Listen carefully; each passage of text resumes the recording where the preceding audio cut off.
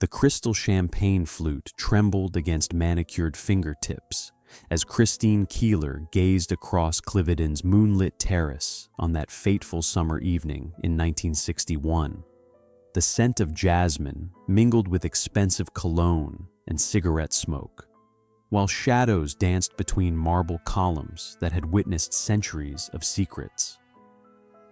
Behind French doors, the murmur of powerful voices dissolved into nervous laughter, punctuated by the distant splash of late-night swimmers in the estate's heated pool. The silk curtains billowed like phantoms in the warm breeze, concealing faces that would soon dominate newspaper headlines worldwide. What appeared to be merely another glittering society gathering at Britain's most exclusive estate would, within 2 years, detonate a political scandal that brought down a government and redefine the very nature of power in the modern age. Was Cliveden House a stage for calculated espionage, or simply the backdrop where lust and ambition collided with devastating consequences? Nancy Astor surveyed her newly acquired domain with the calculating gaze of a woman who understood that true power resided not in Parliament, but in the careful orchestration of intimate dinner parties. The vast Georgian facade of Cliveden House stretched before her like a theatrical backdrop, its Portland stone walls gleaming pale gold in the autumn light of 1906. Every towering window seemed to promise secrets. Every column whispered of influence yet to be wielded. She had crossed an ocean and conquered British society through sheer force of personality. But this estate represented something far more ambitious: the transformation of a country house into the nerve center of an empire. The morning mist clung to the Thames below as Nancy walked the terraced gardens, her silk dress rustling against the precisely manicured hedgerows.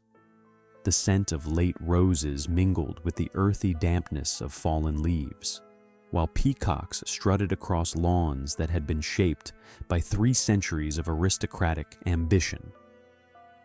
Behind her, the house loomed with an almost sentient presence, as if the very stones understood their new role in the grand theater of British politics. The Duke of Westminster had sold Cliveden to her husband Waldorf, not merely as a residence, but as a stage upon which history itself might be rewritten. Within months of taking possession, Nancy began the systematic reconstruction of British social architecture through the medium of weekend hospitality. Her guest lists read like cabinet rosters crossed with diplomatic corps directories, each invitation calculated to advance specific political objectives while maintaining the veneer of casual entertainment. Cabinet ministers found themselves sharing cigars with newspaper proprietors, while foreign ambassadors discovered unexpected intimacies with opposition leaders over brandy in the library's leather embrace. The house party, that most quintessentially English institution, became Nancy's weapon of choice in her campaign to reshape the political landscape. The servants moved through Cliveden's corridors like ghosts in starched uniforms, their footsteps muffled by Persian carpets that had witnessed countless indiscretions.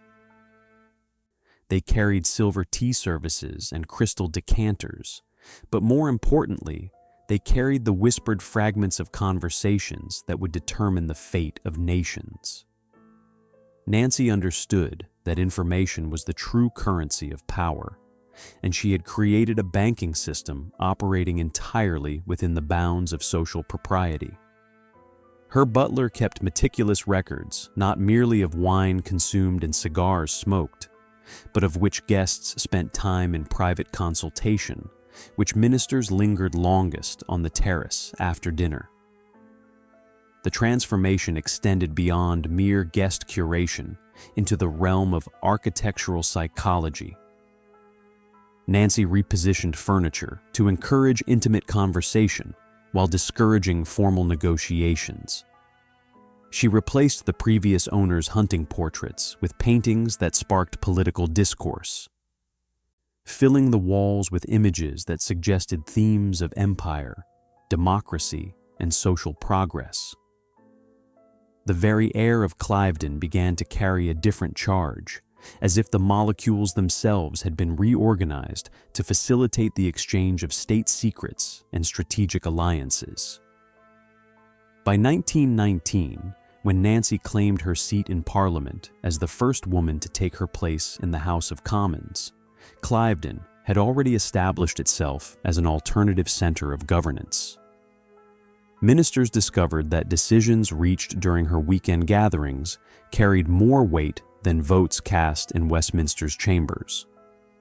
The press began referring to the Cliveden set, though they understood only the surface manifestations of what had become a sophisticated parallel government, operating from the drawing rooms and garden walks of a Buckinghamshire estate. Cliveden's transformation under the Astors defied conventional measurements of influence. Nancy Astor hosted over 2,000 weekend guests during her first decade as chatelaine. The estate staff swelled to 84 full-time employees by 1925. Political figures from 47 different nations dined at her table between 1919 and 1939, and her personal correspondence, later catalogued by archivists, contained letters from 312 members of Parliament, establishing Cliveden as an epicenter of power that operated entirely outside official channels. The House itself seemed to respond to this new intensity of purpose. Guests reported strange acoustics in certain rooms, where whispered conversations carried with unusual clarity, while shouted declarations disappeared into atmospheric dead zones. The library's leather chairs appeared to mold themselves to the bodies of visiting statesmen, as if the furniture itself conspired to extract maximum comfort and minimum resistance to political persuasion. Some attributed these phenomena to the estate's careful renovation and Nancy's attention to environmental psychology, while others suggested that Cliveden had developed an almost supernatural capacity for facilitating the exchange of secrets. Nancy's American directness, filtered through aristocratic English sensibilities, created a unique social chemistry that dissolved traditional barriers between political opponents. Conservative ministers found themselves genuinely charmed by labor critics, while foreign diplomats discovered unexpected common ground with their supposed adversaries. The careful choreography of her entertainments transformed ideological enemies into personal friends, creating networks of obligation and affection that transcended party lines and national boundaries. The gardens became extensions of the drawing room, with their carefully planned sightlines and secluded alcoves providing venues for conversations that could never occur within Westminster's formal chambers. Nancy positioned stone benches and garden temples at strategic intervals, creating a landscape of political opportunity where cabinet secrets might be traded for diplomatic intelligence beneath the cover of admiring the herbaceous borders. The very topography of Cliveden had been weaponized in service of Nancy's vision of power, exercised through persuasion rather than position. As the 1920s progressed, Cliveden's influence expanded beyond British domestic politics into the realm of international relations. Foreign correspondents began tracking the guest lists with the same intensity they applied to diplomatic summits, understanding that the weekend parties might reveal more about future policy directions than official government statements.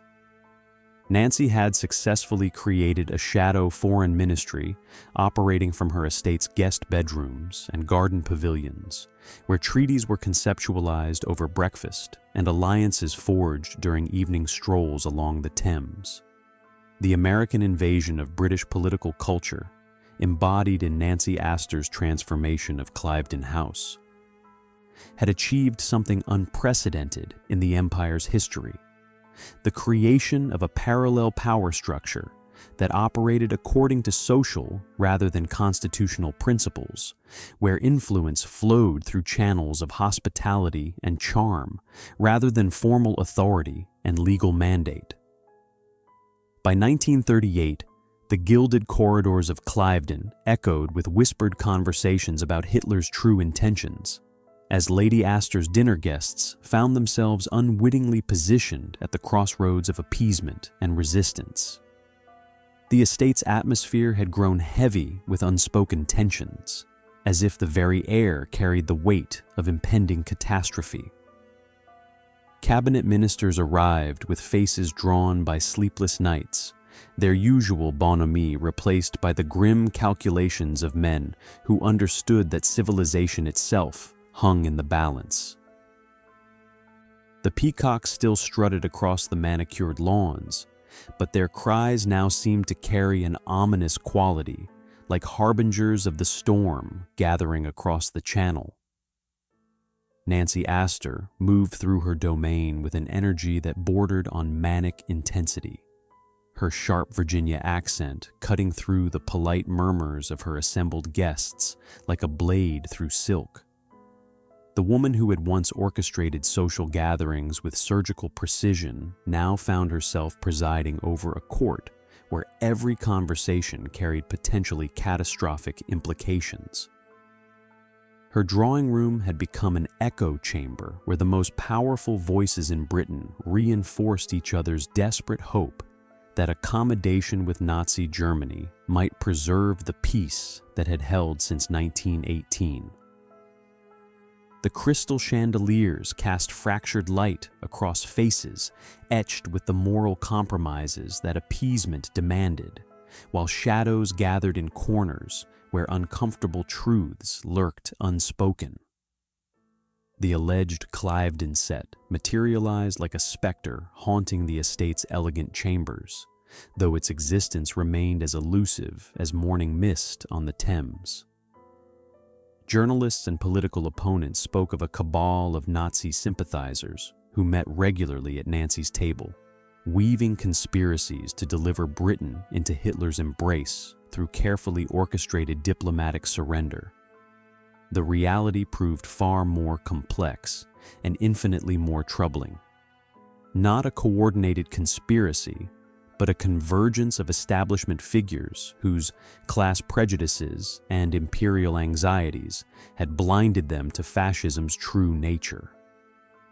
They gathered in Cliveden's library beneath portraits of empire builders, their whispered conferences creating an atmosphere where wishful thinking crystallized into foreign policy. Lord Lothian paced the Turkish carpets of the morning room, his footsteps muffled, but his presence electric with nervous energy as he articulated the intellectual framework for accommodation with Hitler's regime. The scent of pipe tobacco and expensive cologne mingled with the mustiness of leather-bound volumes that had witnessed previous crises, while autumn light filtered through tall windows to illuminate faces marked by the strain of attempting to rationalize the irrational. Geoffrey Dawson, editor of The Times, sat rigid in his chair as he crafted the editorial positions that would shape public opinion, his pen scratching across paper with the sound of destiny being rewritten in service of a dangerous delusion. The house parties of this period possessed an almost supernatural quality of collective self-deception, as if Cliveden's walls had developed the capacity to amplify certain voices while muffling others. Guests who arrived with doubts about Nazi intentions found their skepticism gradually eroded by the relentless social pressure of unanimous opinion among their hosts and fellow visitors. The phenomenon could be explained by the psychological dynamics of group conformity and the natural human tendency to align personal beliefs with social expectations, particularly within the rarefied atmosphere of aristocratic consensus. Yet something more unsettling seemed to operate within those chambers, as if the very architecture conspired to suppress dissenting voices and amplify the dangerous harmonies of appeasement. Nazi Germany's influence penetrated Cliveden not through crude propaganda, but through the subtle manipulation of existing British prejudices and fears.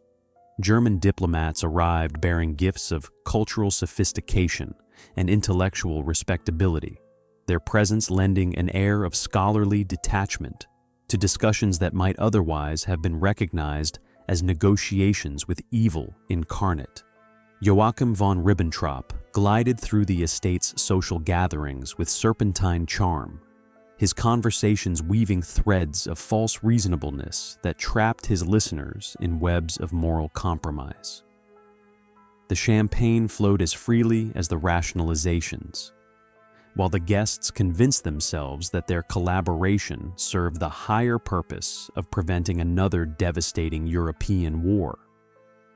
The scale of influence wielded by the supposed Cliveden set created ripple effects that extended far beyond the estate's boundaries. Nancy Astor's weekend gatherings regularly included 23 members of Parliament during the crucial months of 1938. Lord Lothian's memoranda on German policy circulated among 156 government officials and opinion leaders. The Times published 47 editorials advocating appeasement between January and September 1938, many crafted during or immediately after visits to Cliveden. And German intelligence files, discovered after the war, documented 89 separate contacts with British establishment figures who had attended social functions at the estate, suggesting a level of enemy penetration that extended far beyond casual diplomatic engagement. The moral atmosphere at Cliveden during this period seemed to warp the usual boundaries between right and wrong, creating ethical blind spots that allowed intelligent people to embrace policies they would normally have recognized as monstrous. Conversations that began with reasonable discussions of diplomatic alternatives evolved into elaborate justifications for abandoning democratic allies and appeasing totalitarian aggression. The drawing room's mirrors reflected faces that had learned to avoid their own gaze, while the portrait gallery's imperial heroes seemed to regard their spiritual descendants with expressions of growing dismay. Nancy Astor herself became increasingly isolated within her own creation, as the true nature of Nazi Germany revealed itself through Kristallnacht and the escalating persecution of European Jewry. The woman who had built her influence on the promise of preventing another war found herself presiding over gatherings that enabled an even more terrible conflict through their willful blindness to fascist brutality. Her voice, once commanding absolute attention in every room she entered, now carried a hollow quality as she attempted to maintain the fiction that reasonable accommodation with Hitler remained possible. The gardens of Cliveden, where so many crucial conversations had shaped British policy, began to take on an ominous character as winter approached in 1938. The carefully manicured hedgerows seemed to form maze-like patterns that trapped visitors in conversations they later struggled to remember clearly, while the Thames below ran dark and cold beneath skies that promised storms. Guests reported strange dreams during their stays, visions of burning cities and marching armies that they dismissed as products of political anxiety, but which proved remarkably prophetic in their details. The servants moved through the house with the careful discretion that had always characterized their service. But their eyes now carried knowledge of conversations that history would judge as treasonous. They polished silver that reflected distorted images of moral corruption, arranged flowers that wilted prematurely in rooms thick with the atmosphere of betrayal, and served meals where the finest cuisine could not mask the bitter taste of national humiliation, being prepared, course by careful course. As 1939 dawned with its promise of reckoning, Cliveden House stood as a monument to the dangerous intersection of social privilege and political power, where the isolation of aristocratic certainty had created conditions for catastrophic misjudgment on a scale that would reshape the world forever. Stephen Ward moved through Cliveden's post-war social gatherings with the fluid grace of a man who understood that in the New World Order, information had become the most valuable currency of all.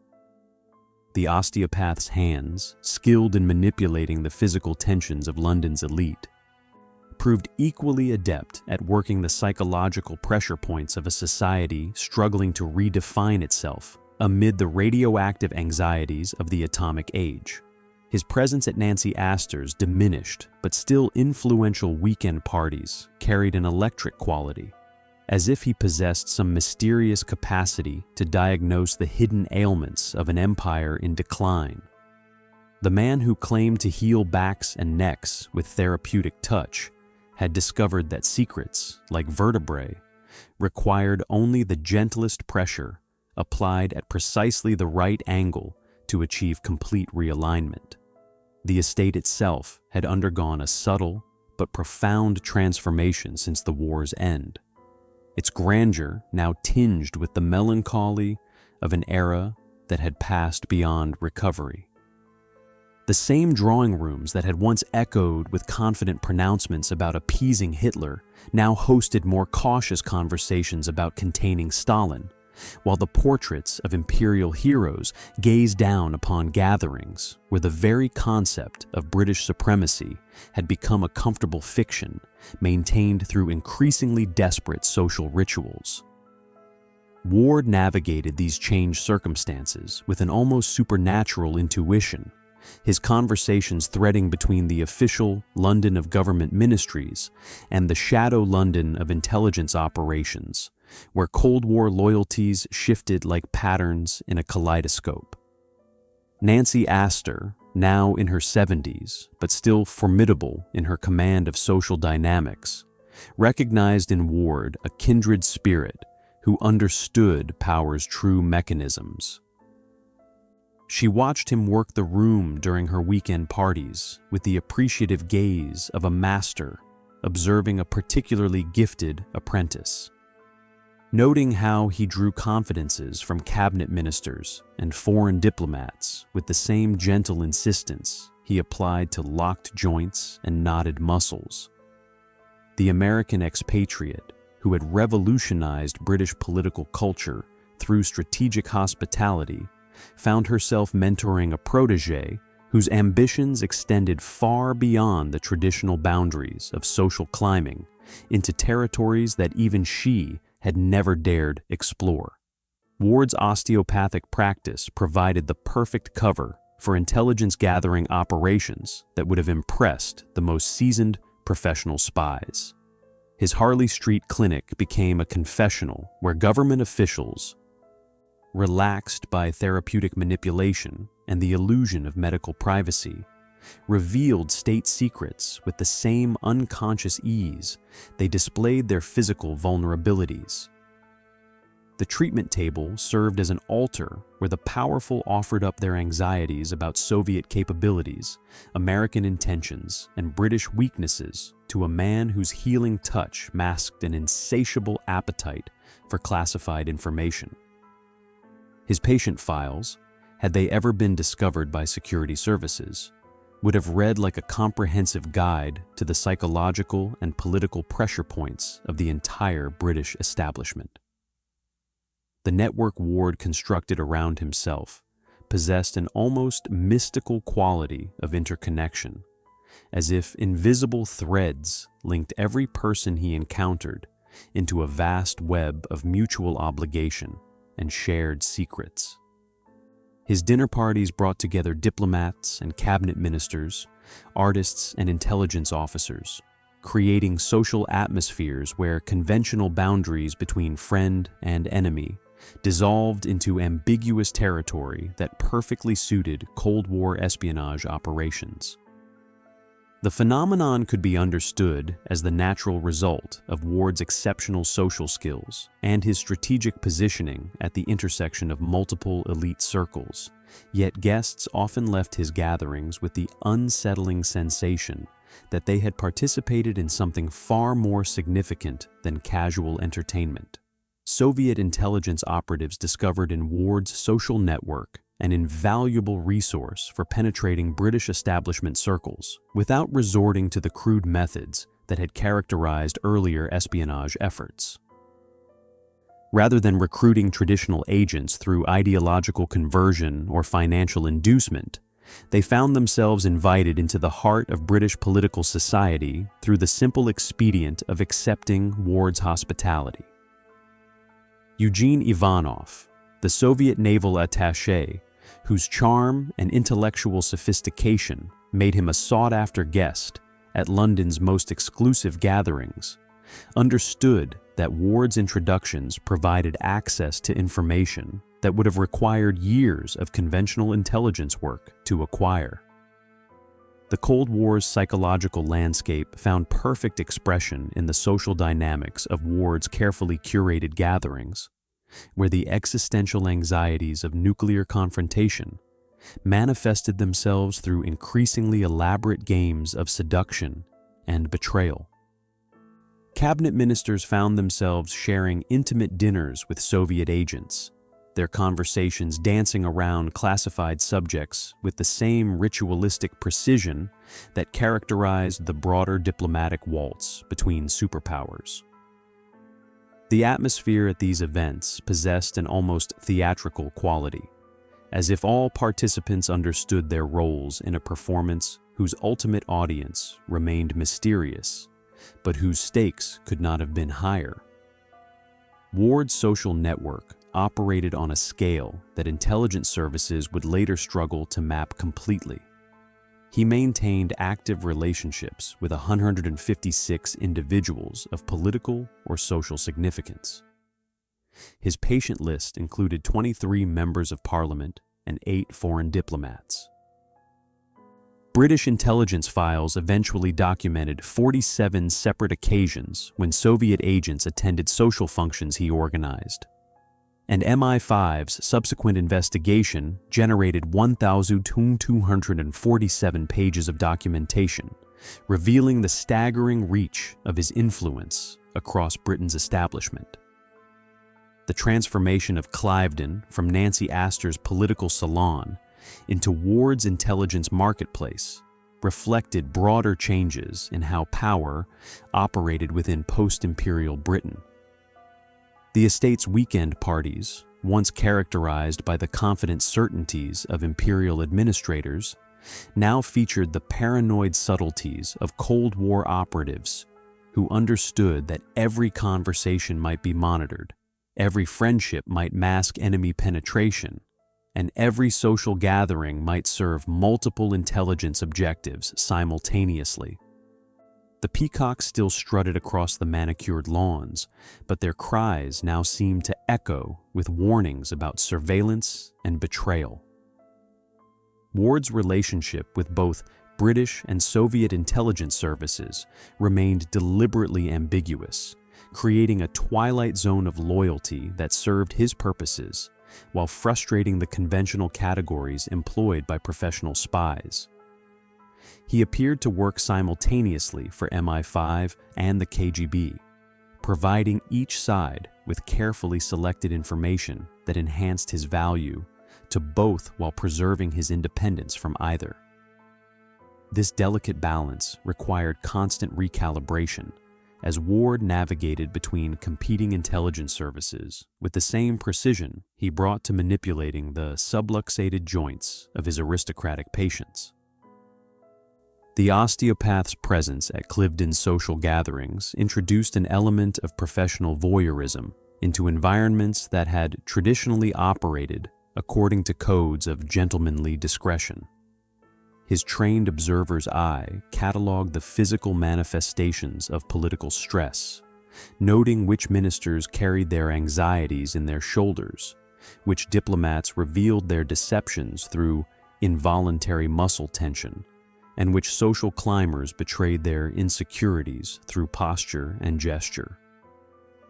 The intersection of therapeutic intimacy and intelligence gathering created possibilities for manipulation that extended far beyond traditional espionage techniques into realms where psychological penetration achieved results that no amount of conventional surveillance could match. As the 1950s progressed into the revolutionary decade that would follow, Ward's network expanded beyond the boundaries of traditional establishment circles to encompass a younger generation of socialites, models, and artists who possessed their own forms of access to power and their own appetites for the dangerous games that characterized Cold War London. John Profumo first glimpsed Christine Keeler emerging from Cliveden's swimming pool on a humid July evening in 1961. The droplets on her skin catching the light like diamonds, a moment of attraction that would ultimately shatter the conservative government. The war secretary had arrived at the estate, expecting another routine weekend of political networking among Lord Astor's carefully selected guests. But the sight of the 19-year-old model rising from the chlorinated waters transformed the evening into something far more dangerous than diplomatic conversation. Her dark hair slicked back from her face, water cascading down her lithe form in the golden hour light. She embodied a kind of careless sensuality that seemed to mock the careful proprieties that governed his public life. The swimming pool, installed by Nancy Astor decades earlier as a symbol of American modernity imported into English aristocracy, had become the stage for a seduction that would expose the fault lines running through the entire British establishment. The weekend party possessed all the surface characteristics of countless previous gatherings at Cliveden. Yet something in the summer air carried an electric charge that made every interaction feel weighted with unspoken possibilities. Cabinet ministers moved across the terrace, clutching gin and tonics that sweated condensation in the muggy heat, their usual reserve dissolving in direct proportion to the alcohol consumed and the informal atmosphere that pervaded Lord Astor's hospitality. Stephen Ward circulated among the guests with his characteristic blend of deference and familiarity, introducing his young protégés to men whose names appeared regularly in newspaper headlines and whose decisions shaped the destiny of nations. The osteopath had perfected the art of social alchemy, transforming casual weekend entertainment into opportunities for the kind of intimate connections that transcended conventional boundaries between the powerful and the powerless. Christine Keeler moved through the evening's festivities with the unconscious confidence of youth encountering a world that seemed designed for her pleasure and advancement. Her presence among Cliveden's distinguished guests represented more than simple social climbing.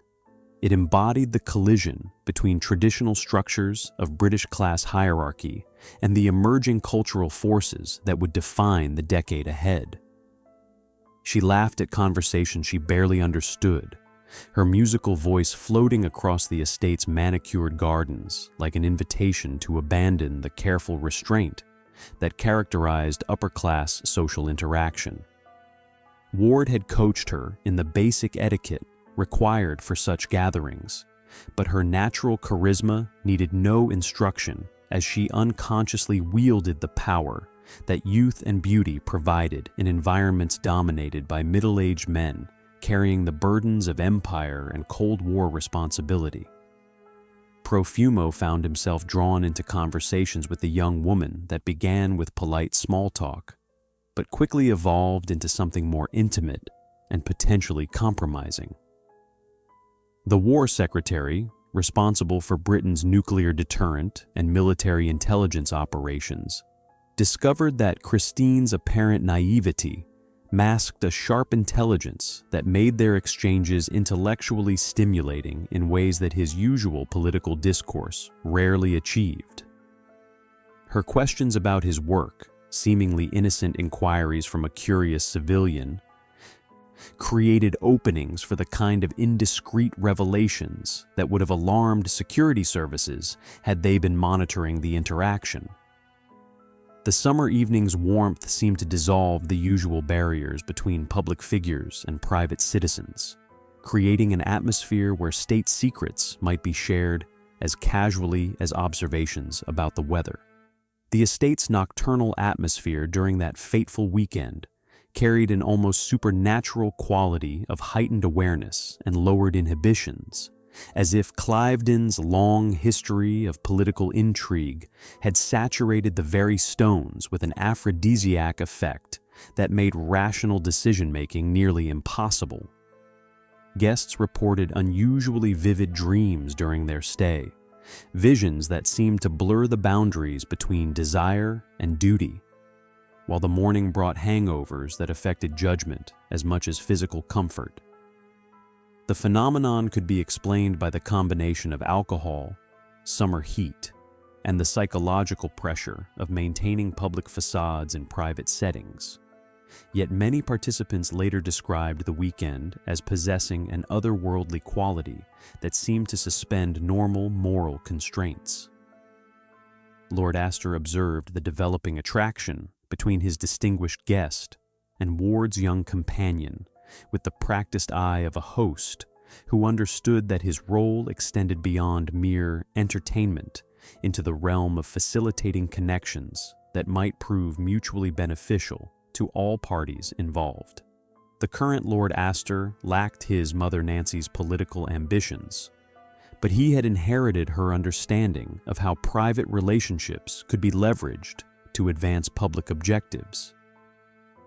His weekend parties served multiple purposes simultaneously, providing relaxation for overworked government officials, creating opportunities for informal diplomatic exchanges, and generating the social intelligence that could prove valuable in future political calculations. The swimming pool area became the focal point for interactions that grew increasingly intimate as the evening progressed into night, with Profumo and Christine finding excuses to linger near the water, while other guests moved indoors to continue their conversations in the library's air-conditioned comfort. The chlorine scent mixed with jasmine from the surrounding gardens created an intoxicating atmosphere that seemed designed to encourage the abandonment of conventional restraint, while underwater lights cast wavering patterns across their faces that made every expression appear mysterious and alluring. Their conversation covered topics ranging from her modeling career to his military service, each exchange building layers of personal connection that would soon evolve into something far more dangerous than casual flirtation. Stephen Ward watched the developing relationship with the satisfaction of a conductor observing musicians falling into perfect harmony. Understanding that the attraction between the war secretary and his young friend represented exactly the kind of connection that might prove useful in his complex negotiations between British and Soviet intelligence services. The osteopath had spent years cultivating relationships that could provide access to classified information, and Profumo's obvious infatuation with Christine offered possibilities that extended far beyond simple social networking into realms where personal weakness might be transformed into intelligence advantages. The evening's progression from formal introductions to intimate conversations unfolded with the inexorable logic of classical tragedy. As characters whose public responsibilities demanded absolute discretion found themselves drawn into private entanglements that would ultimately destroy everything they had worked to build. The estate's summer night provided perfect cover for the kind of reckless behavior that powerful men had practiced for centuries. Yet, the specific constellation of personalities and political pressures that converged at Cliveden during that July weekend created conditions for a scandal that would transcend personal destruction to reshape the entire landscape of British politics. As the weekend concluded and guests departed for London, carrying memories and phone numbers that would soon prove explosive. Cliveden House stood silhouetted against the dawn sky like a stage set, awaiting the next act of a drama whose ultimate consequences none of the participants could have anticipated, though all had contributed to creating the conditions that would soon transform private indiscretion into public catastrophe of unprecedented proportions. Eugene Ivanov understood that seduction was merely another form of warfare, and as he navigated Cliveden's social labyrinth, every whispered confidence and stolen glance served the greater strategy of Soviet intelligence.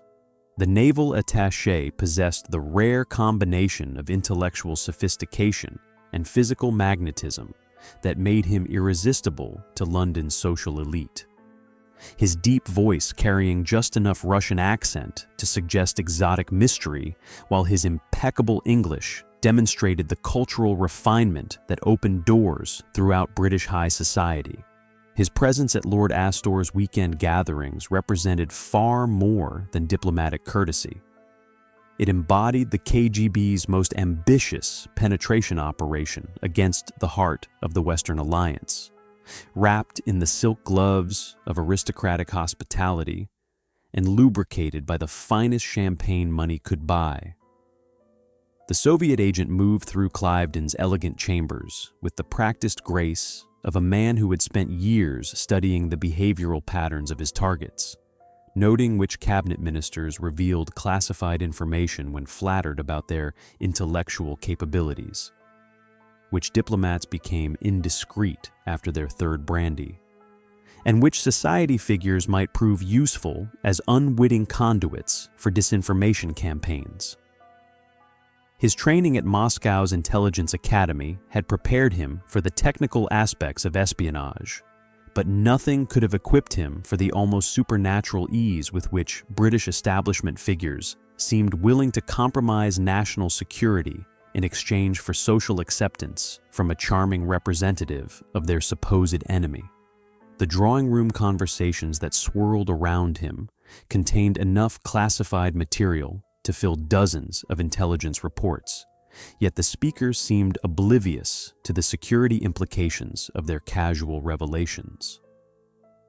Christine Keeler represented an unexpected complication in Ivanov's carefully planned intelligence operations, her youth and beauty creating emotional turbulence that threatened to disrupt the cool calculation that successful espionage required. The Soviet agent found himself genuinely attracted to the young model, his professional detachment compromised by feelings that Moscow Center would have regarded as dangerous self-indulgence. Their relationship began as a strategic necessity, part of his broader effort to penetrate Stephen Ward's network of influential connections, but evolved into something that blurred the boundaries between mission requirements and personal desire. The summer afternoons they spent together in Ward's cottage carried an intensity that seemed to mock the ideological certainties that had brought him to London, while her laughter possessed a quality that made the Cold War's deadly seriousness appear almost absurd. The intelligence implications of Ivanov's position within Cliveden's social network created opportunities that exceeded Moscow's most optimistic projections for Western penetration operations.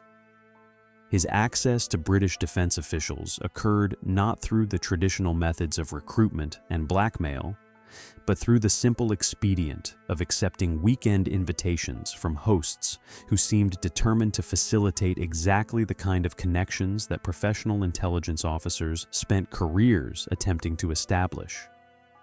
Cabinet ministers shared their concerns about American reliability over dinner, while military officials discussed NATO strategy during garden walks that were supposed to aid digestion rather than Soviet intelligence collection.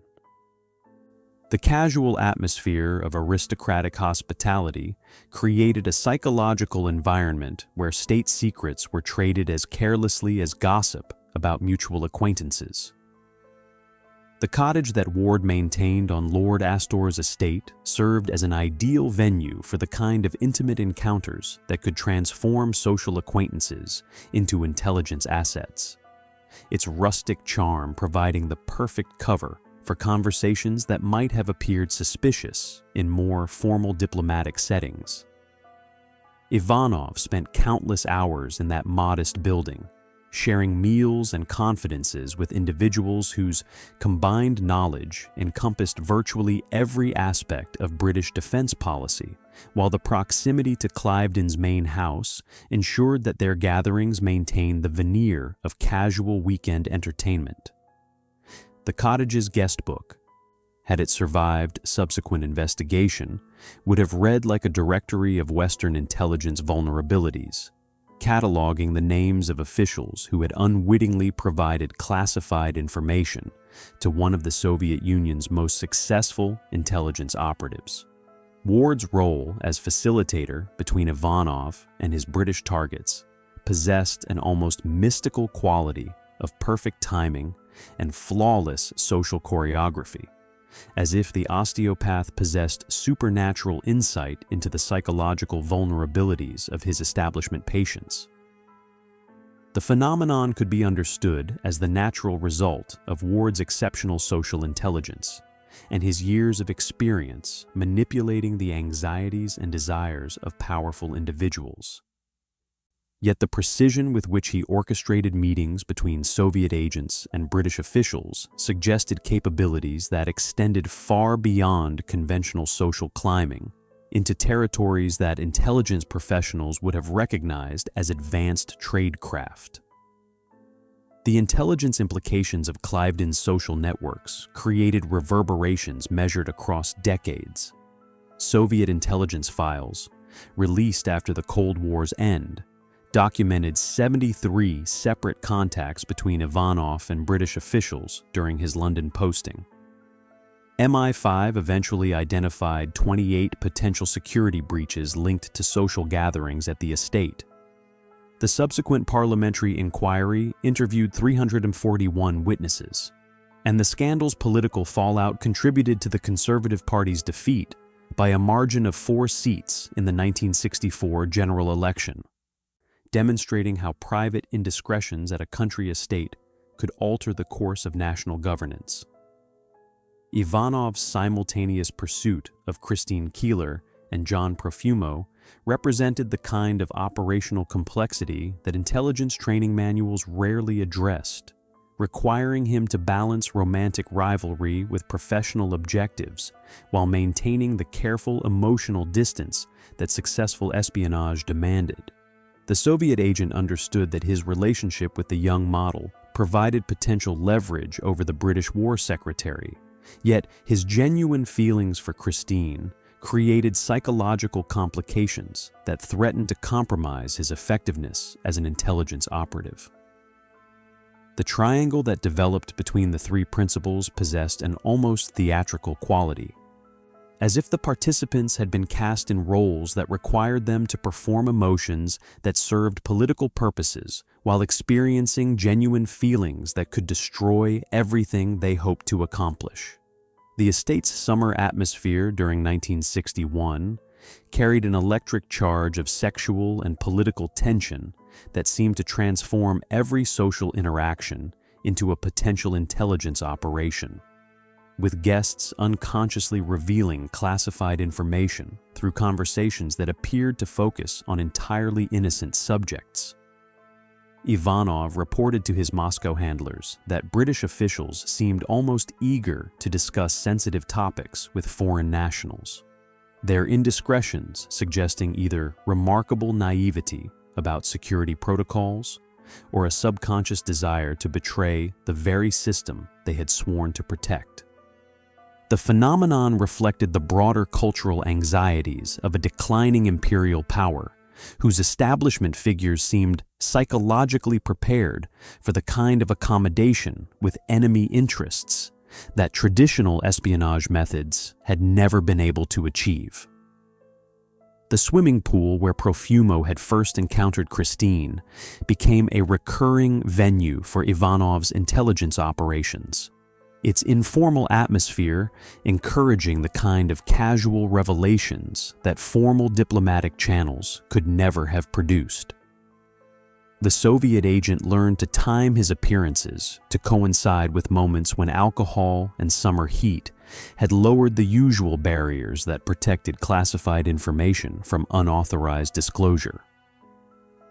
Cabinet ministers who would have regarded direct questions about defense policy as gross violations of diplomatic protocol found themselves volunteering sensitive details about British military capabilities while lounging in deck chairs beside the chlorinated waters that reflected their moral compromises like a liquid mirror. As autumn approached, and the intensity of the relationships that had developed at Cliveden during that fateful summer began to strain under the pressure of competing loyalties and conflicting objectives, Ivanov understood that the intelligence bonanza he had enjoyed could not continue indefinitely without triggering the kind of security investigation that would destroy everything he had accomplished. When Christine Keeler failed to appear as a witness in the Johnny Edgecombe trial in March 1963, her absence created a vacuum that Fleet Street's finest investigative minds rushed to fill, unaware they were about to expose the scandal of the century. The Old Bailey courtroom had been prepared for testimony that would have resolved a simple case of jealous violence between two West Indian men competing for the affections of a young model.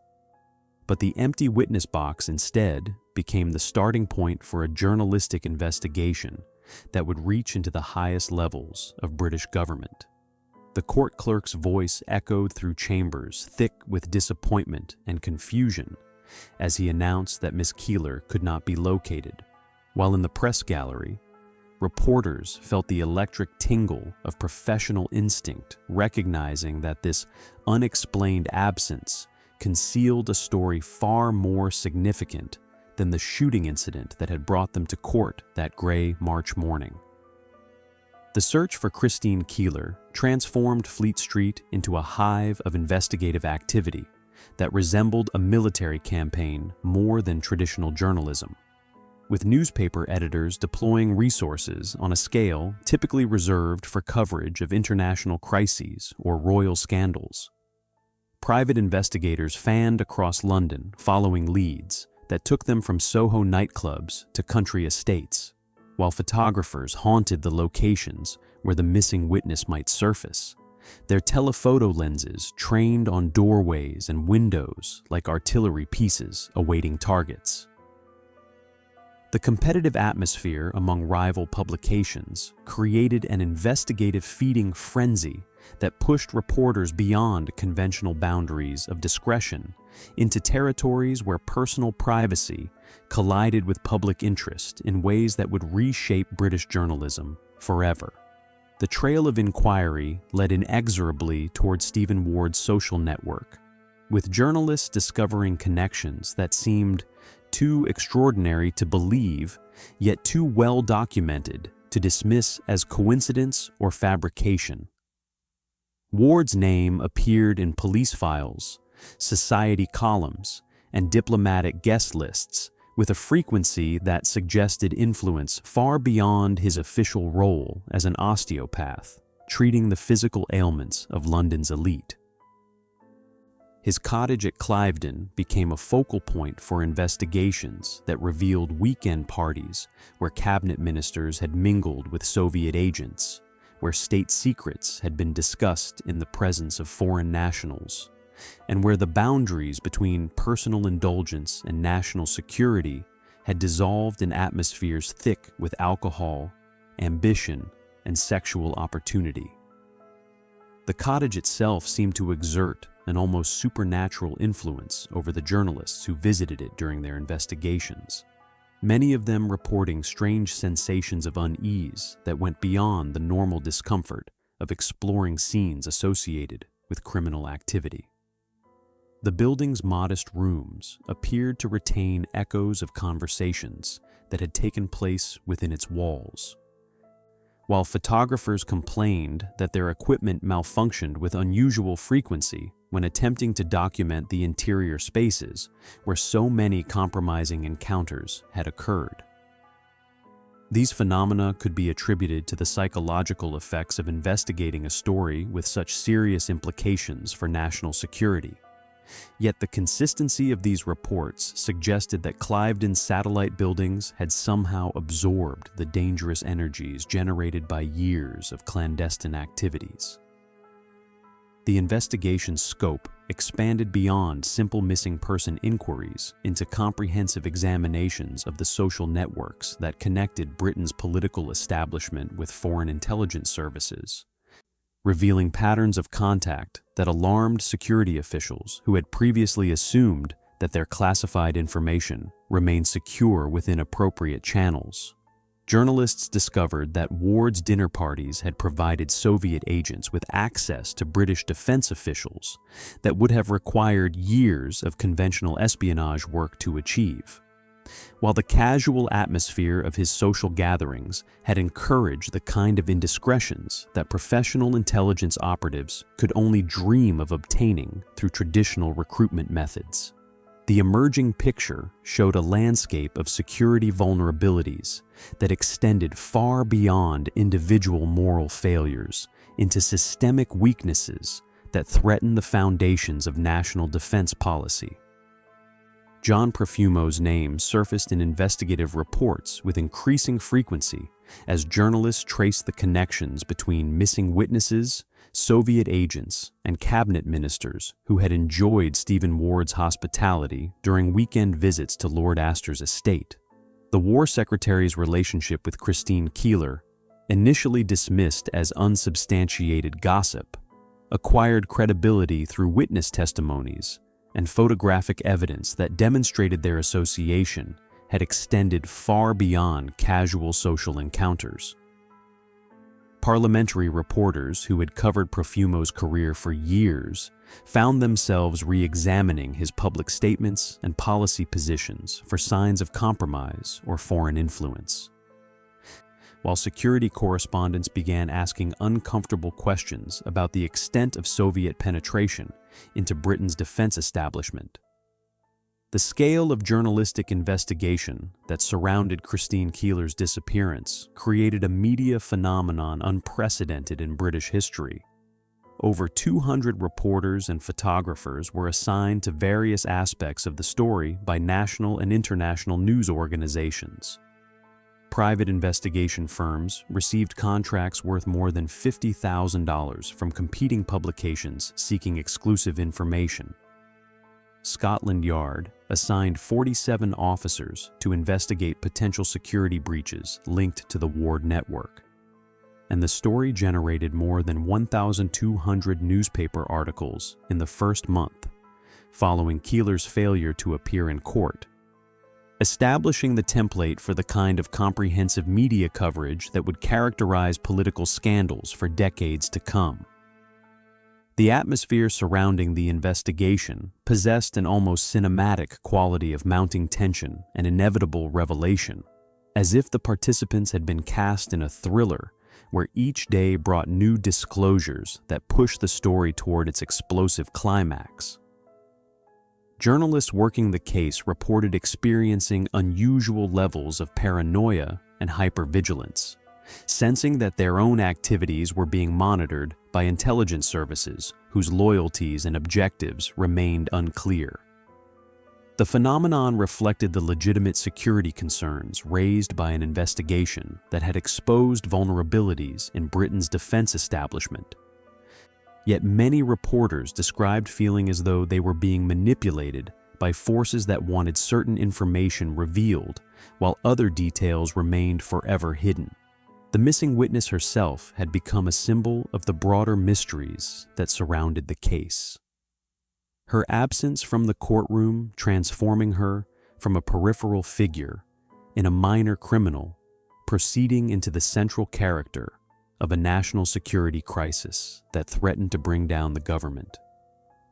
Christine Keeler's failure to appear for testimony created a narrative vacuum that journalists filled with increasingly dramatic speculations about her whereabouts and the reasons for her disappearance, while her photograph appeared on front pages with a frequency typically reserved for heads of state or international celebrities. The young model had unwittingly become the face of a scandal that encompassed far more than her personal relationships, representing the collision between traditional structures of British authority and the emerging forces that would define the remainder of the decade.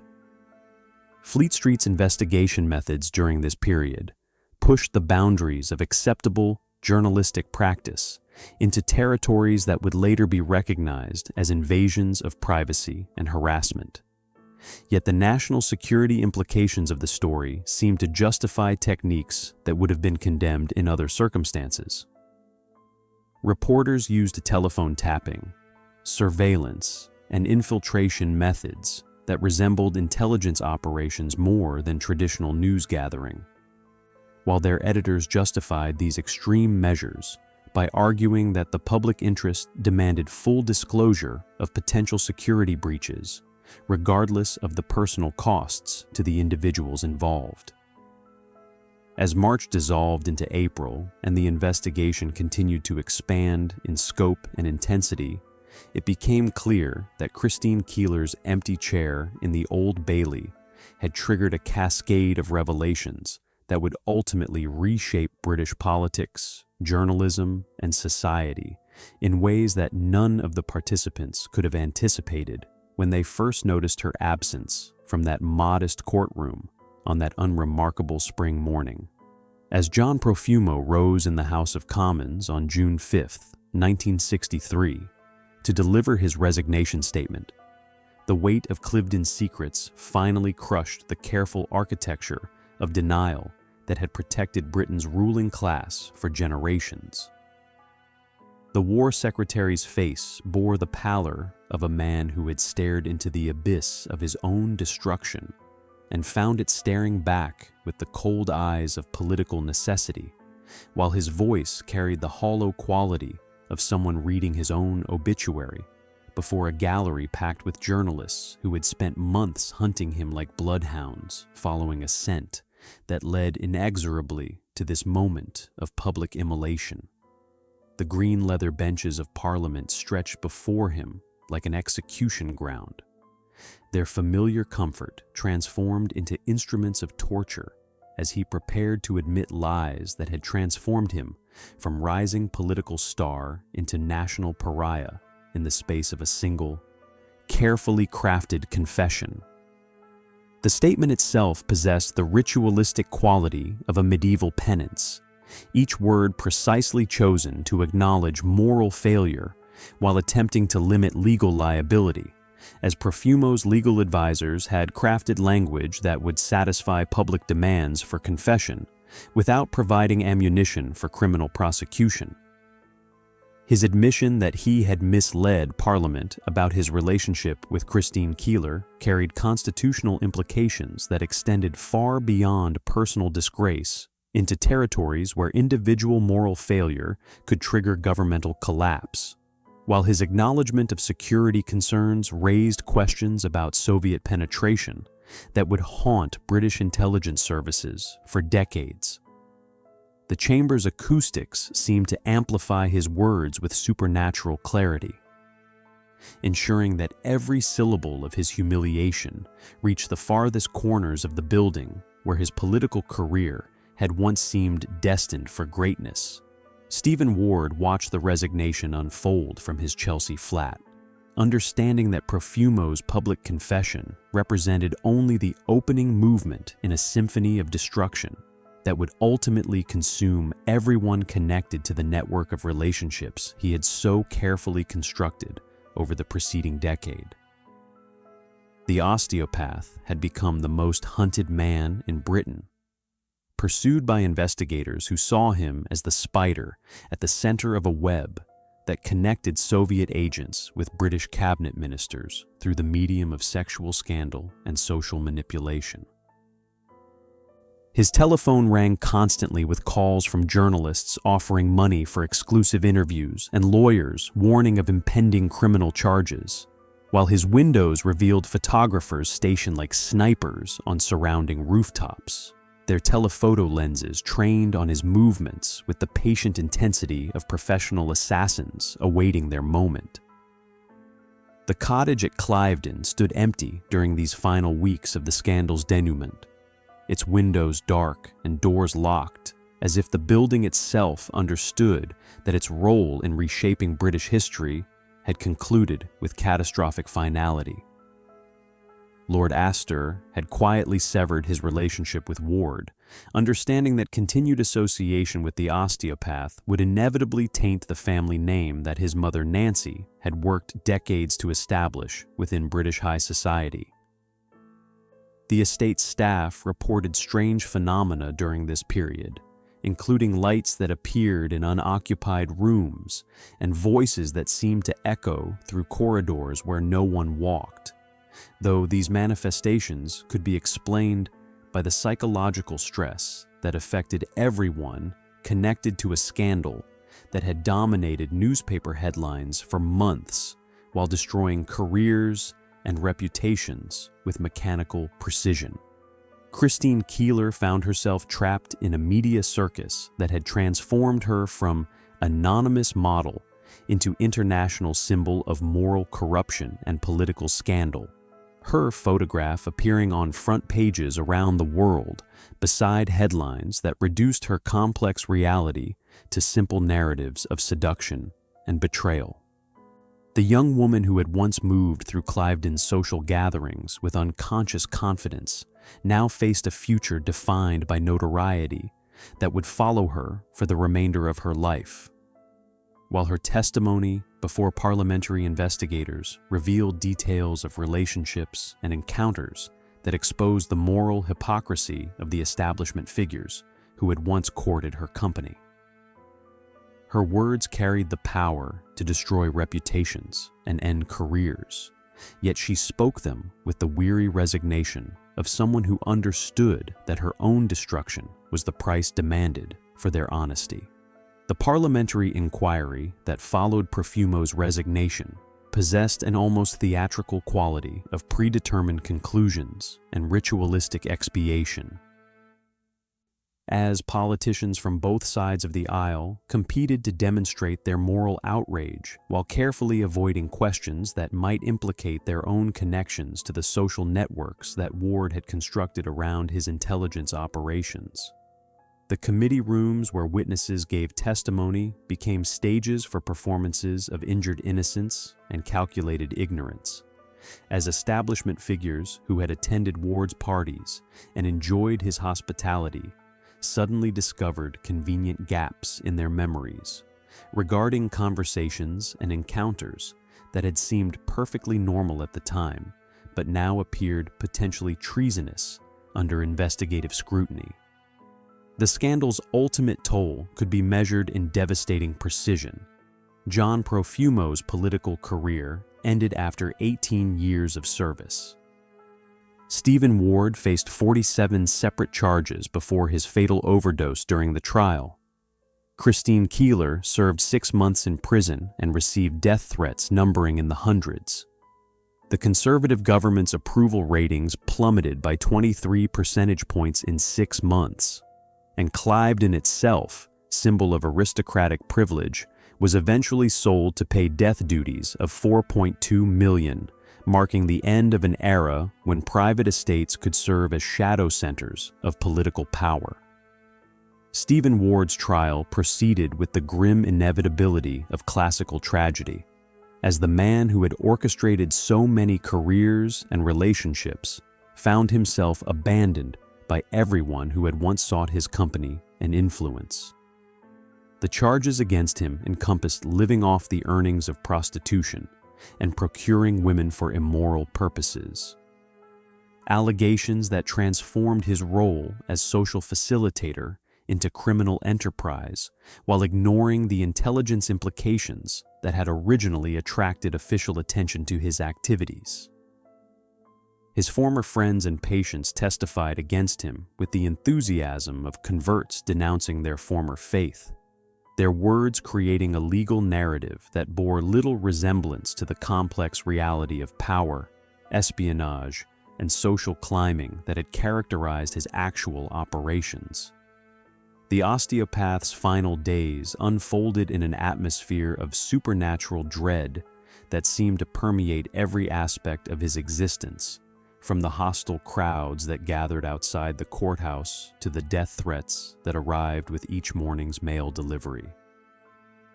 Ward spoke to friends about strange dreams and premonitions that suggested his time was running out, while his behavior grew increasingly erratic as the trial's outcome became clear and the prospect of imprisonment loomed like a death sentence for a man whose entire identity had been built around social access and influence.